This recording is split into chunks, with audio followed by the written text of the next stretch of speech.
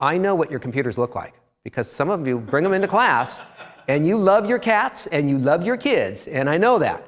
And I know a lot of you are very disorganized and you're kind of like, where should I put this? I don't know, I think I'll throw it on the desktop. I'll work it out later.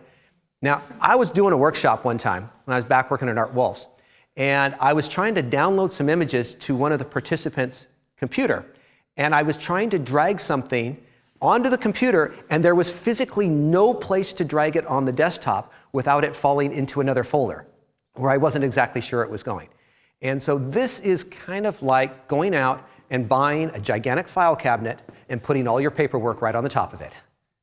Okay, that is not how it is designed to be used. So get rid of that paperwork on the top. We're going to file it. We want to get rid of this. We love little kitty, but goodbye kitty, okay? One of the problems with having pictures on your desktop is that your eyes remember colors. So we're going to do a little visual test here. It's not so much a test as an experience. Are you guys ready to get experienced? All right, so what I want you to do is I want you to stare at the X in the middle of this flag.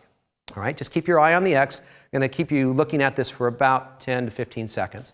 What's going to happen is I'm going to take the American flag in reverse colors away, and you are going to see the American flag. So is everyone at home looking at their screen? Look at their screen very closely, intensely. Stare at it.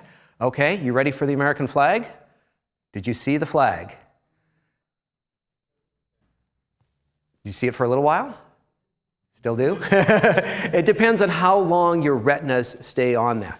And so I know it's really boring, but this is what your desktop should look like. Just simple, dark gray.